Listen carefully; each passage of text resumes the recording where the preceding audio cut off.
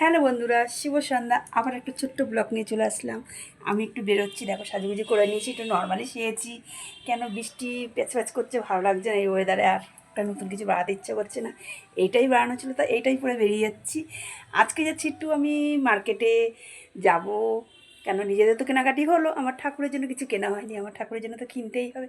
তাই একটু বেরোচ্ছি, তার সাথে সাথে অনেকগুলোই কাজ সারবো, সবই তোমাদের ভিডিও করে দেখাবো। তাই চললাম। একা এখন বেরোতে ইচ্ছা করে না, আমার বান্ধবীটা এখন আটকা পড়ে গেছে, ওই জন্য আমাকে একাই এখন বেরোতে হয়, ওই জন্য যাবো যাবো করে ও যেতে পারছিলাম না। এখন ভাবলাম না, পুজো তো এসেই যাচ্ছে, সবার সব কিছু হয়ে গেছে, আর তোমাদের সবার সব কিছু দেখাতে পারি না, এখনও দেখাবো। টাইমটা একটু শর্ট হয়ে যাচ্ছে, একটু ব্যস্ত হয়ে যাচ্ছি সংসারের কাজে, পুজো এসে গেছে তো বুঝতেই পারছো। ওই জন্য ভিডিওটাও ঠিকমতো করে উঠতে পারছি না, আর কমেন্টগুলোও ঠিকমতো করে উঠতে পারছি না। আর এই 2-1 দিনের মধ্যে ব্যস্ততা আবার একটু কমবে, কাজের চাপটা।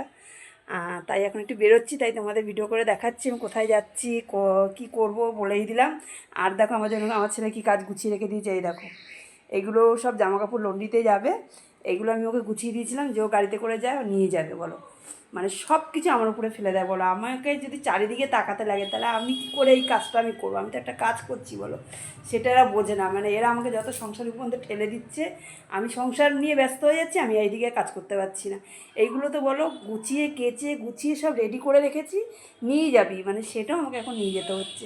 তাই এখন বেরোলাম, তাই টাটা। আমার ব্লগটা কেমন লাগলো প্লিজ পাশে থেকো।